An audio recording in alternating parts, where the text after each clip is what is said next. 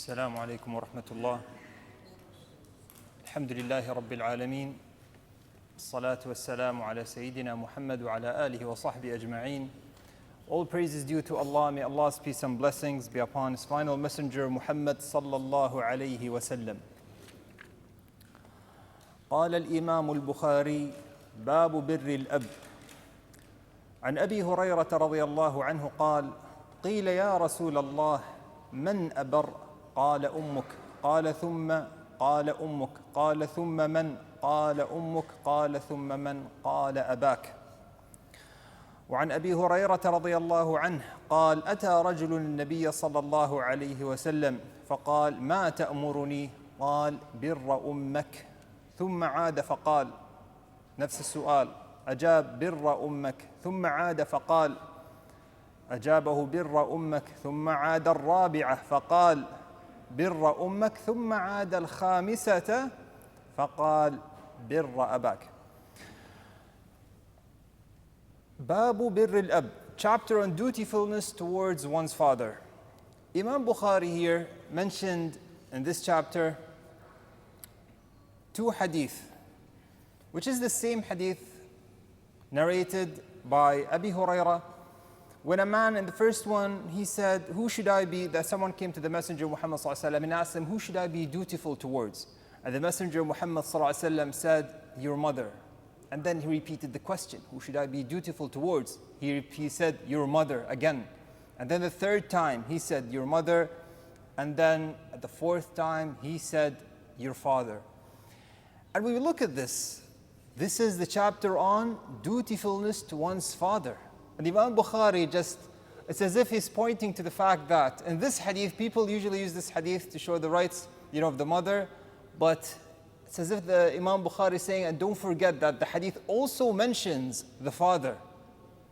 So it's not just taking care of the mother and leaving the father, both have rights on you. And the hadith after that, of course, this is the other narration, and this is also in Sahih Muslim, the other hadith. 4 times he mentions the mother, and then in the 5th he mentions the father, to taking care of the father, being dutiful towards the father. Of course, they both signify that the mother has more rights, but not to neglect the father. They both have rights upon you. Now, the next chapter, which is an important chapter, Babu birri walidayhi wa in zalama. Okay, Babu birri walidayhi wa in zalama. عن ابن عباس رضي الله عنه قال: ما من مسلم له والدان مسلمان يصبح إليهما محتسبا إلا فتح له ما بين من الجنة وإن كان واحدا فواحد وإن أغضب أحدهما لم يرضى الله عنه حتى يرضى عنه. قيل: وإن ظلما؟ قال: وإن ظلما. طيب, let's first translate this. Imam Bukhari here mentions, and we said in this book, Al-Adab Al-Mufrad, Imam Bukhari did not specify the condition that everything that we mention here is authentic. He mentioned everything related to the rights. Sometimes he'll be mentioning statements of the companions. Sometimes it's authentic hadith. And sometimes he'll be mentioning non-authentic hadith, just to be aware of them. Just to be aware. In this case, this hadith, when you look at the chain of narrators, it is not authentic. And we'll look at this. He said, ما من مسلم له والدان مسلمان.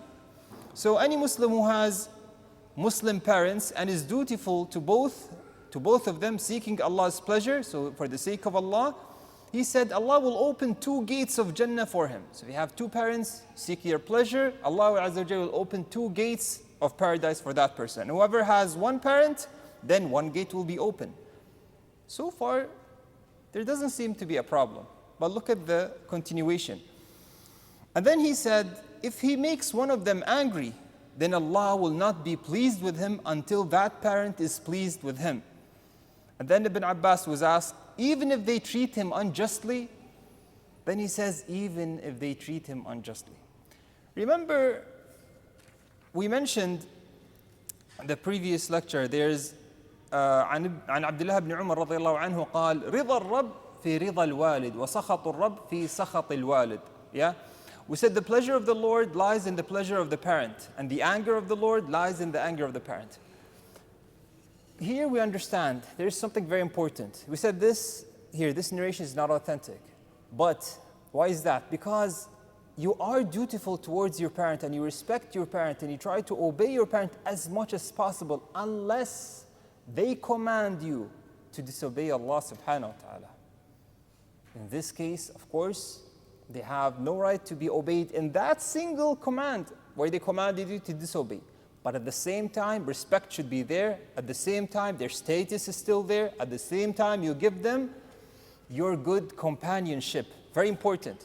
Many people understand that as soon as one of the parents, and it happens a lot, as soon as they command him with something that is against the sunnah or something that is even could be haram, straightforward, directly, specifically haram, they treat them like enemies. And they treat them like, subhanAllah, even non-Muslims. That is haram. And this is even worse than what they have commanded you with. Disrespecting the parents, it is a grave sin, regardless of what they command you. Look, you don't obey them with what they have commanded you. If they commanded you with something that is haram, yes, you do not obey them in that specific command. But does that mean you fight them back, you argue, and you raise your voice? No. If they argue, you say, khalas, salam, I don't want to argue. Okay, you're my parents, you have rights on me. So respect should always be there. Respect should always be there. And another thing is that here it's mentioned in this non-authentic hadith, if one of them was angry, then Allah Azza wa Jalla will be angry on that person. But what if their anger was because of that person not obeying them in haram? They might be angry, they might be cursing that child, but that child did the right thing. He did not obey them in that which is haram. Will he still be earning Allah's anger? Of course not. I hope that this point is clear. Sometimes people come and say, my parents curse me because I refuse, or for example, a woman comes and a girl comes and says, well, after I started wearing hijab, my parents refused that I wear hijab at workplace. And I strictly said, no, this is my religion, I have to. And then they started to say, we're angry with you because you might be losing this opportunity at this job. She says, I don't care. And then they get angry with her and say, we are angry with you, and Allah Azza wa Jalla will be angry with you because you earned our anger. We say, no, you did this for the sake of Allah. And inshallah, you did this to please Allah subhanahu wa ta'ala, regardless of what your parents think, because this is disobeying Allah. But if it was something regarding the dunya, for example, they wanted some help and you refused them. They obeyed you to do something good and you refused and you talked back and they became angry with you, here is a problem. Yes. Making them angry, you might earn Allah's anger. Because we're talking about worldly things. If you disobey your parents, especially if they command you to do good things, if they command you to do obligatory things, praying, salah, they wake you up for fajr. They say, you have to leave this which is haram. They command you to do good things and you disobey them. Here it's two problems, not one. Because at the end of the day, you disobeyed your parents and ultimately you disobeyed Allah subhanahu wa ta'ala. So you have to take care of your parents. Make sure they're okay. And what about dunya matters? For example, if it was matters regarding money or matters, no, these things we say please them as much as possible. Please them as much as possible. And try your best not to argue. Even if you thought what they were doing is not the best choice, best of choices. But still, you have to respect and you have to do something to bring joy into their hearts. And doing so, bringing joy into their hearts, that is a good deed. That is something beloved to Allah subhanahu wa ta'ala. Now let's move on to the next chapter. باب لين الكلام لوالديه. عن طيسلة ابن مياس قال: كنت مع النجدات فأصبت ذنوبا لا أراها إلا من الكبائر فذكرت ذلك لابن عمر قال: ما هي؟ قلت: كذا وكذا. قال: ليست هذه من الكبائر. ثم قال: هن 9: الإشراك بالله وقتل نسمه والفرار في الزحف وقذف المحصنة وأكل الربا وأكل مال اليتيم وإلحاد في المسجد والذي يستسخر وبكاء الوالدين من العقوق. 9 things mentioned here. قال لابن عمر: أتفرق من النار وتحب أن تدخل الجنة؟ قلت إي والله. قال أحي والداك؟ قلت عندي أمي. قال فوالله لو ألنت لها الكلام وأطعمتها الطعام لتدخلن الجنة ما اجتنبت الكبائر. This is an authentic statement narrated by Ibn Umar. Let's go over it. عن طيسلة ibn Mayyas. He is not a companion.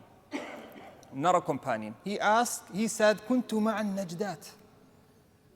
Those are of the Khawarij. So he used to be with the Khawarij. He got going with that group and he did some things with them. And then alhamdulillah he left them. He said, فَأَصَبْتُ ذُنُوبًا. He did a lot of wrong things, as he said. And he said, these things لا أراها إلا من الكبائر. Just to point out something, this group of people, the Khawarij, they used to see some of the sins, major sins, as disbelief. For example, they had in their belief, these Najdat, they used to believe that whoever lies intentionally is a disbeliever. Whoever lies intentionally on purpose is a disbeliever. Of course it's not. It's a major sin, but you can't say he's a kafir because of this. But this was part of their belief, and this is the dangers of the creed of the Khawarij. So this is what they thought. Now he said, I used to do a lot of mistakes, and I find that these are of the kaba'ir, because they always used to exaggerate things. So we said these things to Ibn Umar, which is a scholar, by the way. Ibn Umar is one of the scholars, one of the people who understood the Sunnah. So when he mentioned these things to Ibn Umar, he said, no, these are not of the kaba'ir. These are not of the kaba'ir. Then he mentioned the kaba'ir from his understanding, Ibn Umar. And he mentioned 9.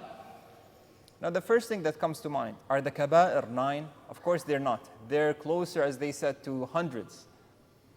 But these are 9, according to Ibn Umar, which he thought that these are 9 of the kaba'ir.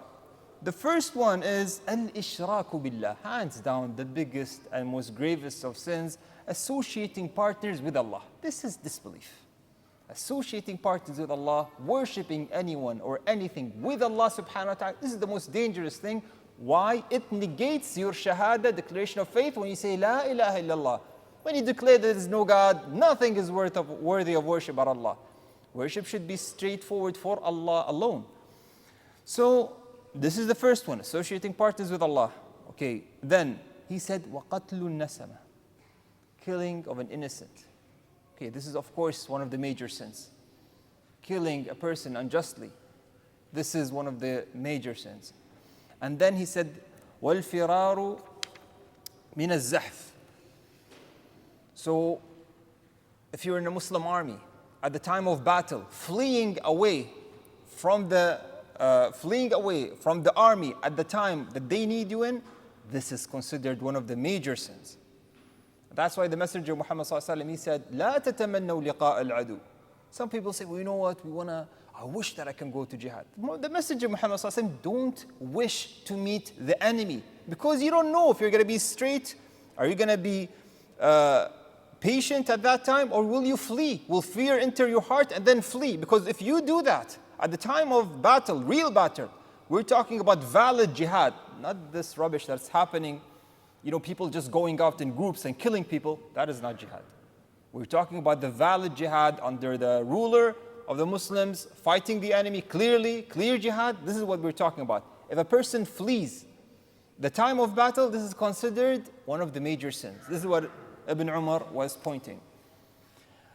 And then he said, وَقَذْفُ الْمُحْصَنَةِ. قَذْفُ الْمُحْصَنَةِ. It's not just any slandering of the chaste.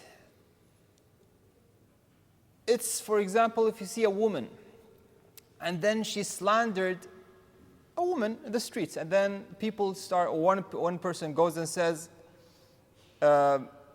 he slanders her by mentioning something that affects her purity, saying, this woman sleeps with men, or using other words that has the same meaning. For example, I don't want to mention certain words, but we have to mention these things, okay?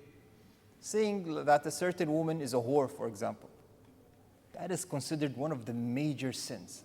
And in fiqh, if a person says this, because this implies that this woman sleeps with men. If a person says this, if he does not bring 4 witnesses, what's going to happen? He is beaten. 80 جلدة. 80 whips. This is not to be taken lightly, okay? Regardless of what she's wearing, regardless of what she's doing, okay? You do not slander people, you do not accuse them of adultery. This is considered a major sin. The same thing with men, okay? Regardless of how he looks like, these things should not be said unless you saw it with your eyes and you have witnesses, otherwise you shut up. You stay silent. Okay, even if you're joking, these things, you don't joke with these things. And we've seen some of these things, subhanAllah, people letting loose certain words that imply these things. This is haram. This is a major sin.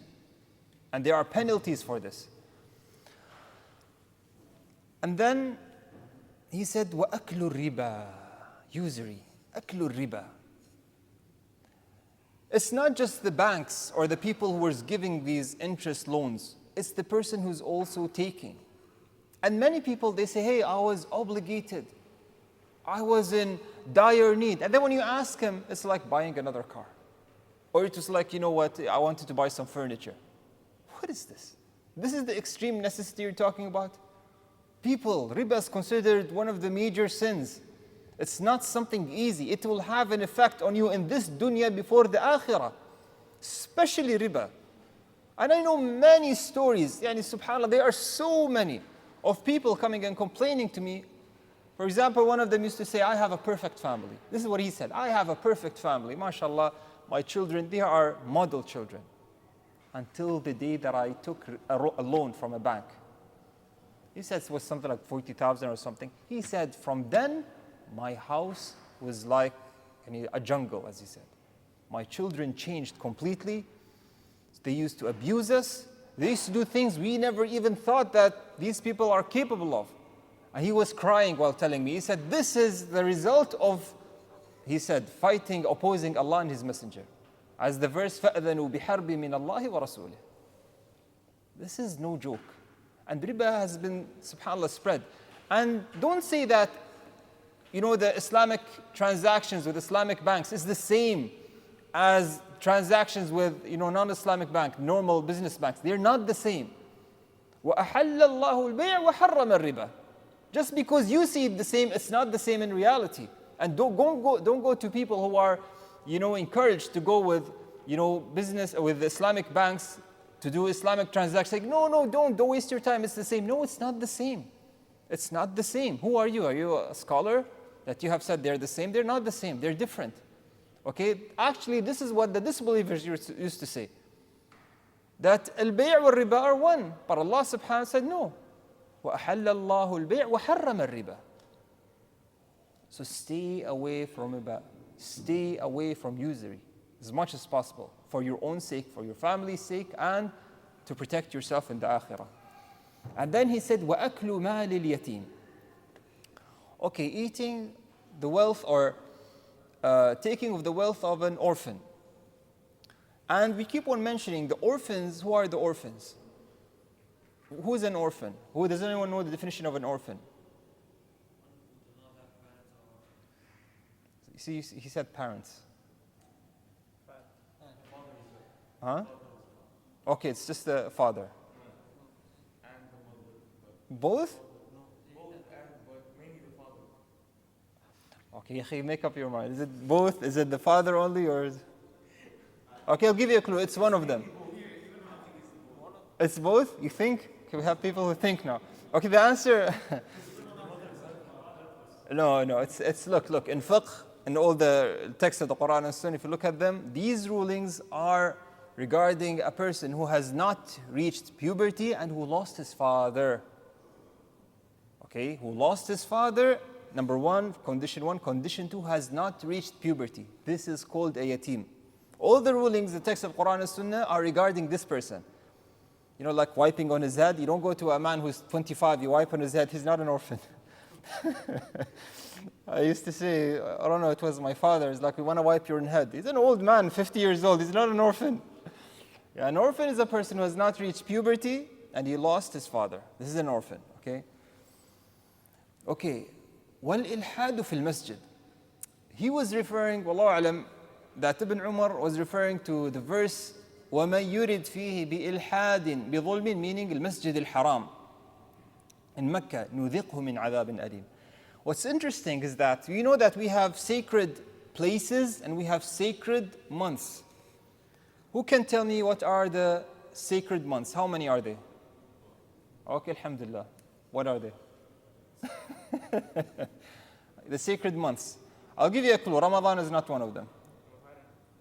Okay, no, not you, Shahzad. Someone else. Okay, what are the months before Muharram? He gave you Muharram. Okay, Muharram is one of them. No, before Muharram. Guys, Hajj. Dhul Hijjah. Who said Dhul Hijjah? Dhul Hijjah, yes. What else? The month before Dhul Hijjah. Dhul Qa'dah, ahsant, na'am. Dhul Qa'dah, Dhul Hijjah, Muharram. Now these three months are of the months, so Dhul Qa'dah, Dhul Hijjah are of the months of Hajj, and they are of the months, the sacred months. So Dhul Qa'dah, Dhul Hijjah, Muharram, and there's one that is not close. It's in the middle of the year. Rajab, Jazakallah khair. Rajab. So Rajab, Dhul Qa'dah, Dhul Hijjah, Muharram. 4 sacred months. And what is the specific regarding sacred months? Good deeds done in sacred months are more beloved to Allah subhanahu wa ta'ala. Good deeds done in sacred months are more beloved to Allah subhanahu wa ta'ala. And they said the sins also. And the sins are grave in these. So you should not, فَلَا تَظْلِمُوا فِيهِنَّ أَنفُسَكُمْ. Should not disobey Allah in these months. Be careful. And we have sacred places. And the most sacred of all places is Masjid al-Haram. Yes, Masjid al-Haram. The most sacred of places on this whole earth. Al-Masjid al-Haram. That's why Allah subhanahu wa ta'ala has said here, وَمَن يُرِدْ فِيهِ بِإِلْحَادٍ بِظُلْمٍ نُذِقْهُ مِنْ عَذَابٍ أَلِيمٍ. You know, some of the scholars said, if you intend, even before going there, if you intend to go there to sin, then you are under threat to be punished. You still haven't done nothing, but you had an intention to go there to sin. It is considered something, you're under threat. This is what some of the scholars have said. So what about those people who actually go there and intentionally go to do some haram? This is something very grave. This is why he mentioned Ibn Umar as of the kaba'ir. But other people said al-ilhad, but al-ilhad they usually mean disbelief. But here al-ilhad fil masjid, meaning the Masjid al-Haram, it is to sin intentionally in that place. Okay, and then he said, وَالَّذِي يَسْتَسْخِرْ, meaning min al-sukhriya, those who mock. This could include backbiting. Okay, this could include, ghiba in general, causing problems with the tongue between two people. And then our, subhanAllah, the one that we want in context here, وَبُكَاءِ الْوَالِدَيْنِ مِنَ الْعُقُوقِ. وَبُكَاءِ الْوَالِدَيْنِ مِنَ الْعُقُوقِ. Authentic, Ibn Umar, this is what he understood. You make your parents cry. You cause them so many problems that they cry. This is considered one of the major sins. One of the major sins, as Ibn Umar has said. Be careful. Sometimes we're humans. Yes, you might not agree, but don't let it reach that extent that they start crying, they start feeling really bad. Whatever it is, this dunya will be leaving it all together. Don't let it reach that level. Take care of your parents. You will not understand how valuable they are until you lose them. Take care of them. And if you have done something in the past, go and seek forgiveness from them. Wallahi, they might be your gate to paradise. You don't know. And look at the advice of Ibn Umar. He then said, again, look, we had the advice of Ibn Abbas, the week before, and this is the advice of Ibn Umar. These are scholars of Islam, companions who understood the Quran and Sunnah. What did he say? Do you want to be averted from hellfire and enter paradise? He said, wallah, yes, I want that. He said, are your parents alive? He said, my mother is alive. He said, alhamdulillah, فوالله لو ألنت لها الكلام لو ألنت لها الكلام. Gave her kind words. Look, even kind words. Listening to what she has to say. Sometimes they just want someone to listen to them. Just sit with them. Say, how is everything, anything new? They might be repeating something you heard, for the past days, they're so old. Listen to them, bringing joy to their hearts, giving them kind words. Say, mashallah, what happened today? You look, mashallah. Good words, something that will put a smile on their faces. This is such a good deed. He said, لو ألنت لها الطعام لو ألنت لها الكلام وأطعمتها الطعام. Spending on them. For those who have parents who are dependent on them, Ya Allah, you don't know how much good deeds you have. Because not anyone is in that position to spend on their parents. But if Allah Azza wa Jal decreed that you're a person whom your parents depend on you to live, that is so much good Allah Azza wa Jal has given you. Never think that you're someone who's burdened by your parents. That's the shaitan. Allah Azza wa Jal has given you something great, that your parents are dependent on you. MashaAllah, this is so much good.